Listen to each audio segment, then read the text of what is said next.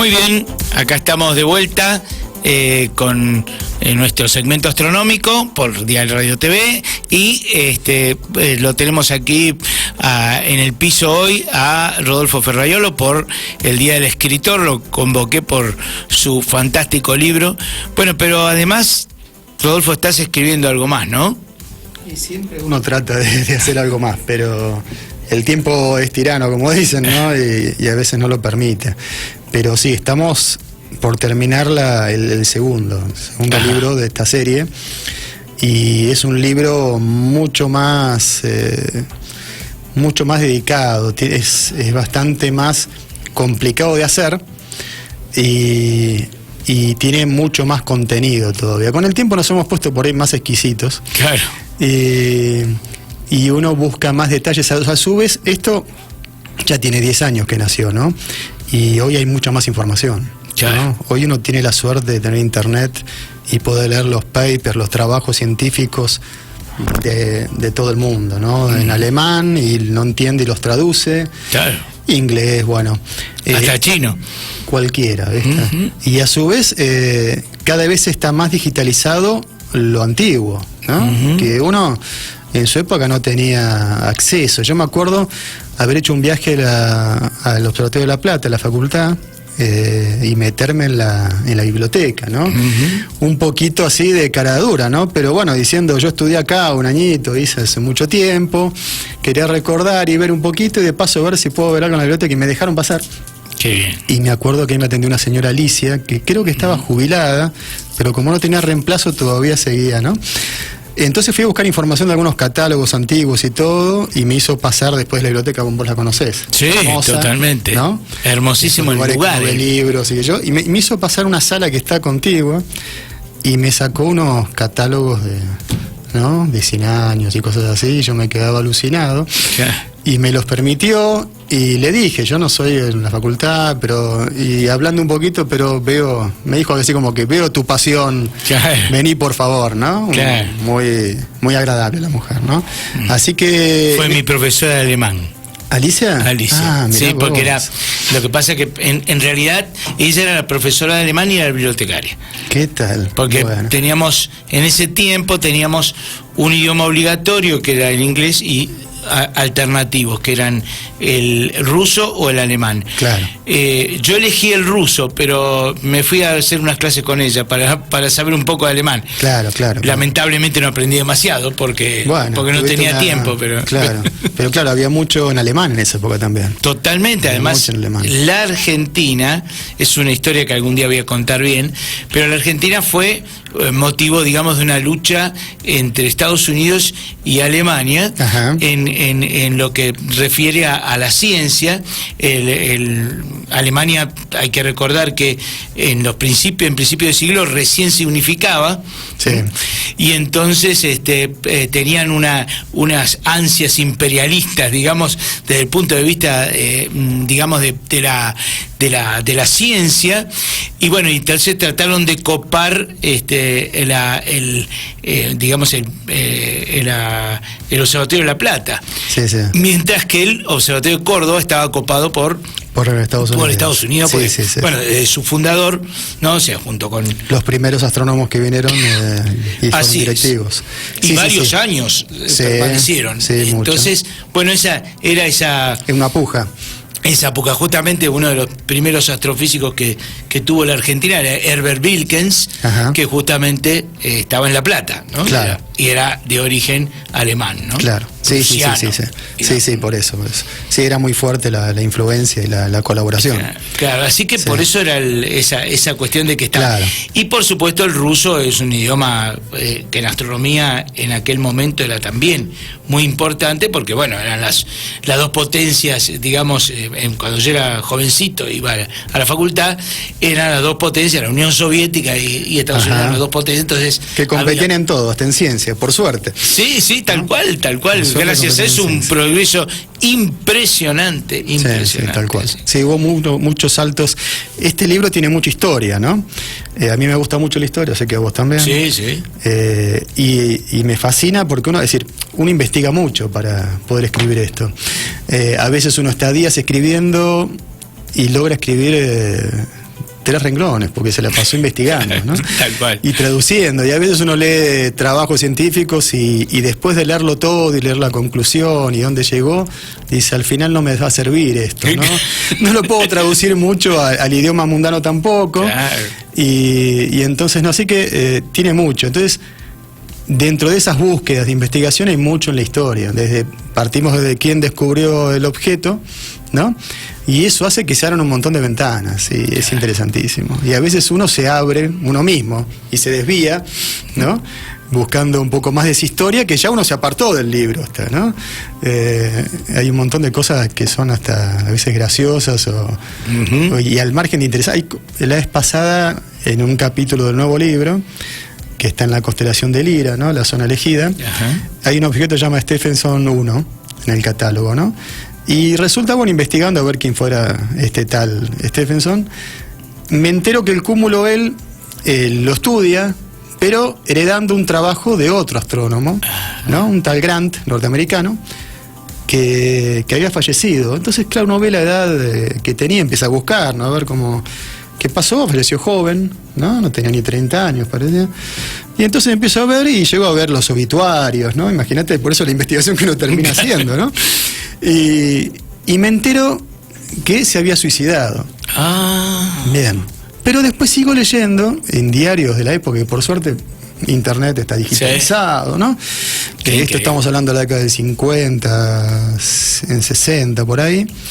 Y sí, fines de los 50 habrá sido. Y entonces mucha gente hablaba que no entendía el suicidio, ¿no? El por qué. Era una persona que estaba por casar, tenía muy buen trabajo, trabajaba en parte en ciencia, aparte para el gobierno estadounidense, todo.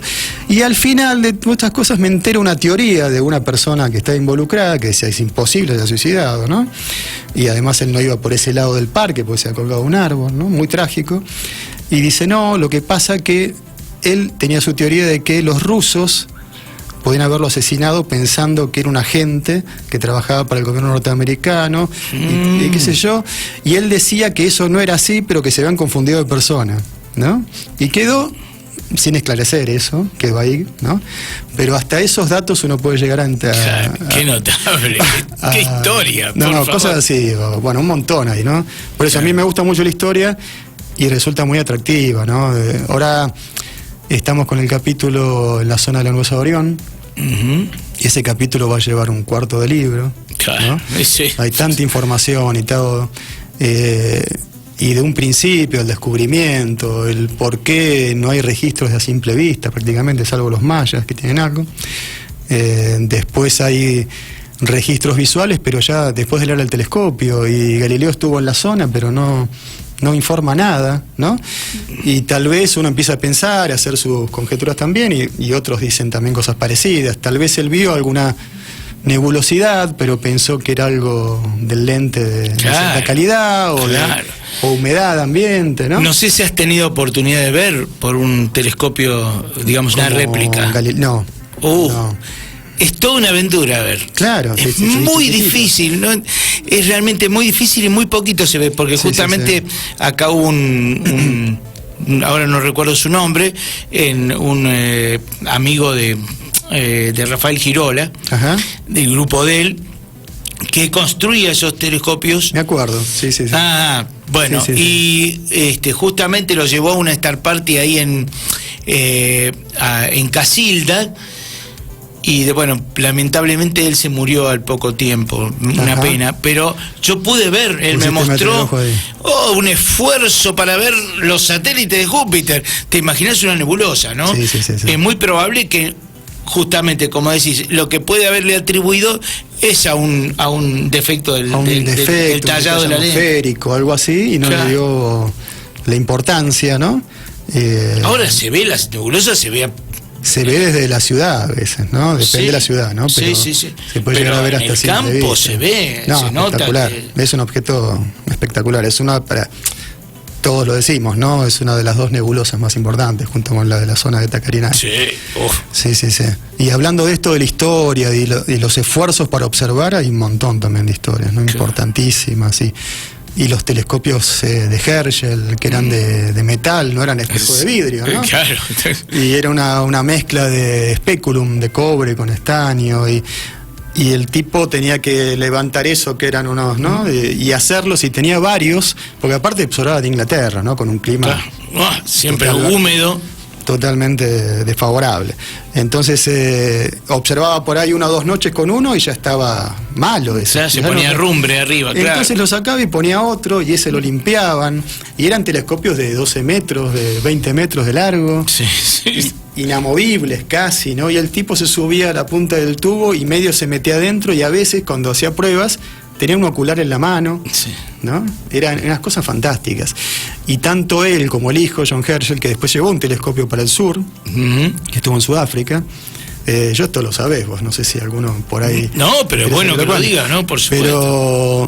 Pero ellos hicieron ese seguimiento de todo el cielo, ¿no? Una exploración total, y ellos dejaban un telescopio fijo y se quedaban ahí mirando, ¿no? A ver qué es lo que pasaba. ¿Qué era lo que pasaba? Mirá que la Tierra giraba y iba cambiando, ¿no? Y después lo movían un poquito y seguía, y así. Qué trabajo.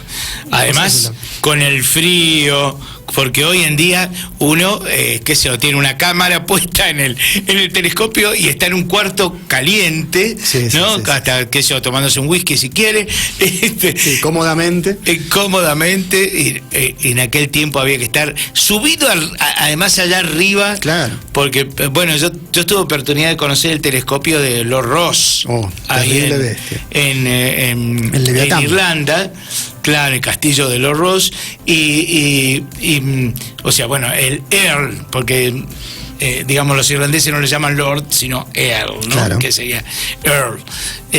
Y solamente de ver el tamaño de ese monstruo y subirse allá arriba era un peligro. Y todo de roca, los laterales construidos para que el telescopio se mueva muy poquito así, en ascensión recta. No, es increíble. Y además de todo eso, ellos dibujaban, ¿no? Sí, claro, porque no había fotos todavía. No, era la forma de mostrar, y lo lindo, porque también, justo con este capítulo de Orión, te tocan muchas cosas de esas. Por ejemplo, bueno, Herschel tenía la hermana, a Lucrecia, ¿no? Lucrecia. Que es una mujer longeva, murió a los 98 años. Y ella hacía de asistente. También descubrió objetos de cielo profundo, descubrió unas galaxias, algunas nebulosas. Y él le podía dictar lo que veía y ella notaba, ¿no? Y además ella era muy buena dibujante, ¿no? Ella era muy buena también, pero a su vez él dibujaba mucho también, ¿no? Sí. Así que, bueno, tenía esa asistencia, pero él también hacía de todo, ¿no? Uh-huh. Y dentro de esas historias, porque claro, cuando empiezan a dibujar la nebulosa de Orión, empiezan a hacer dibujos, digamos, poco complejos, ¿no? También con sus deficiencias ópticas. Claro. Y fueron sumando observadores con sus dibujos. Entonces parecían muy diferentes uno del otro, ¿no? Y Herschel llega también a hacer dibujos y sigue haciendo varios. Y él empieza a creer que ese objeto se está cambiando. Está cambiando en el cielo. Y entonces lo reporta a otros. Yo veo que hay cambios en la nebulosa, esta zona, esta la otra que yo. Y otro dice, sí, yo también creo lo mismo, porque yo dibujé hace 2 meses, no sé, o el año pasado. Y también me parece que cambió y todo eso. Entonces se ponen atrás de eso y muchos quedan convencidos de que está cambiando. Sí. Y eso genera más interés en la nebulosa de Orión. Claro. Entonces casi todos los astrónomos de esa época iban para Orión, ¿no? Después de un tiempo, vos me decís si yo... Sí, dale, tranquilo. Después de un tiempo, bueno, él fallece, convencido de que había cambios, toma la posta el hijo, otro genio, ¿no? John Herschel. Y él investiga un poco más y él llega a la conclusión que no hay cambios, no hay cambios notorios. Lo que pasaba, dice, yo mismo cuando empecé a dibujar no tenía la experiencia, ¿no?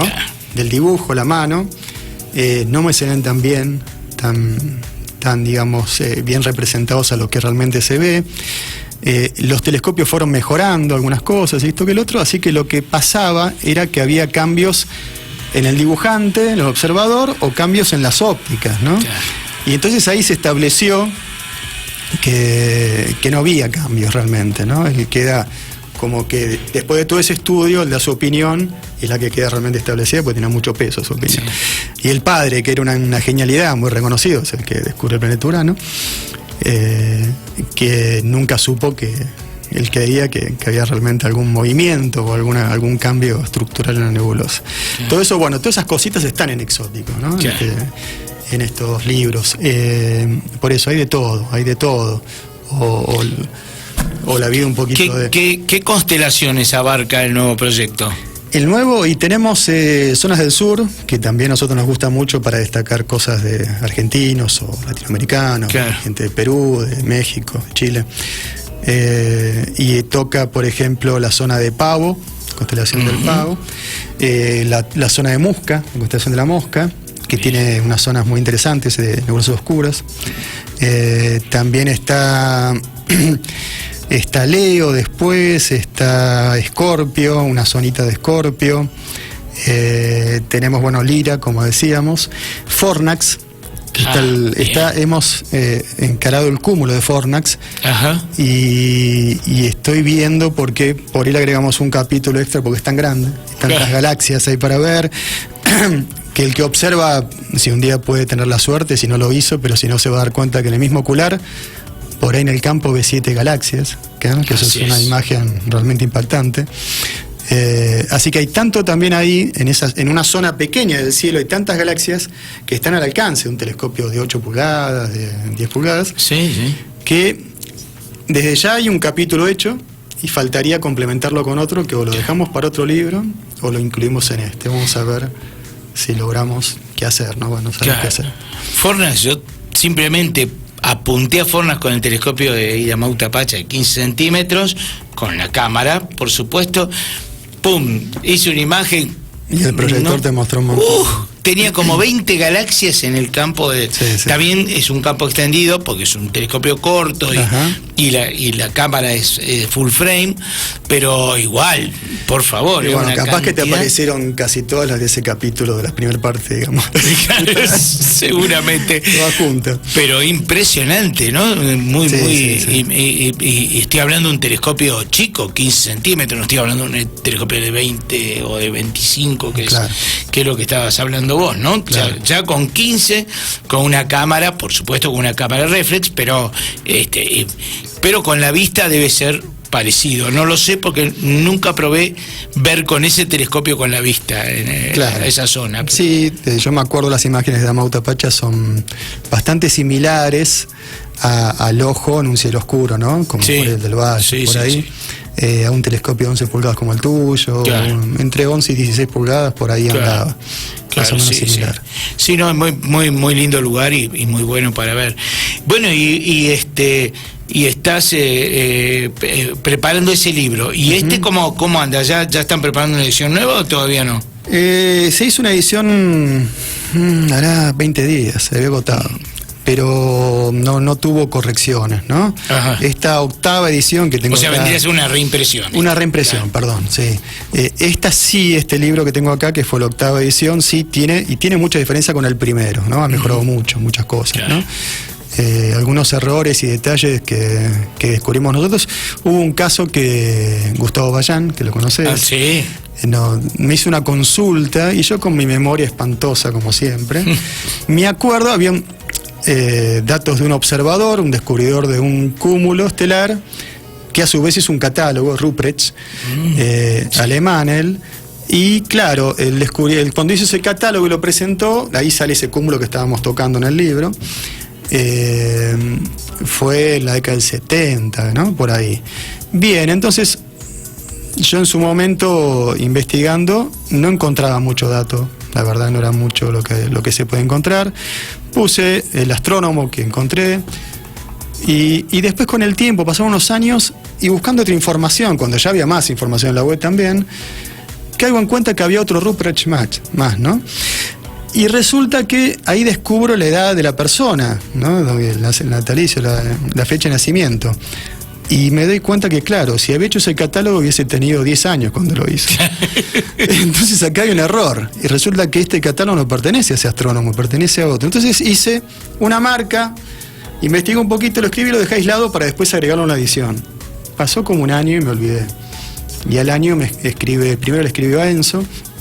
Enzo me pasa a mí, estamos en comunicación.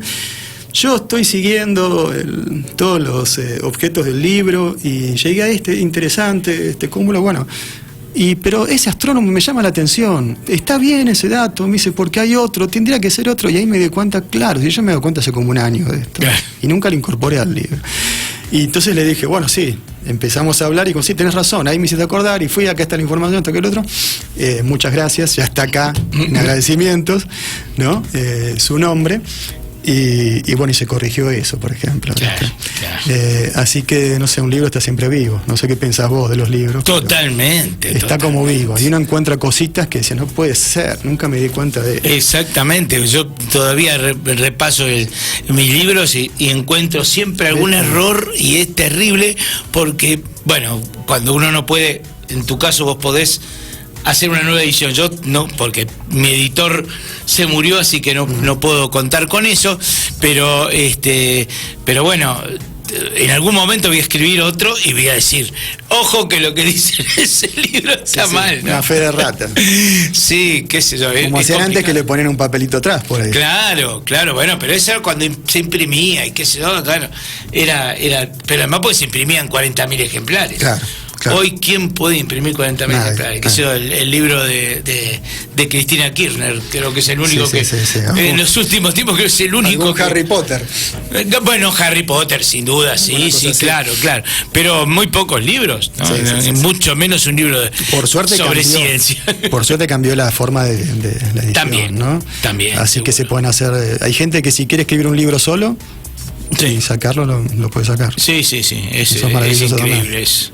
Sí. Bueno, muy bien, Rodolfo, te agradecemos muchísimo, te felicitamos por el Día del Escritor y también por esos hermosos feliz libros. Día también para vos y gracias por invitarme. Sí. Y bueno, y ya te vamos a convocar para que otra vez charlemos, porque está lindísimo esto de charlar del cielo y de los objetos de cielo cuando profundo, cuando quieras. Sí. Gracias. Bueno, muy bien, vamos entonces un poquito atrasaditos al informativo y regresamos ya con la otra entrevista que vamos a tener.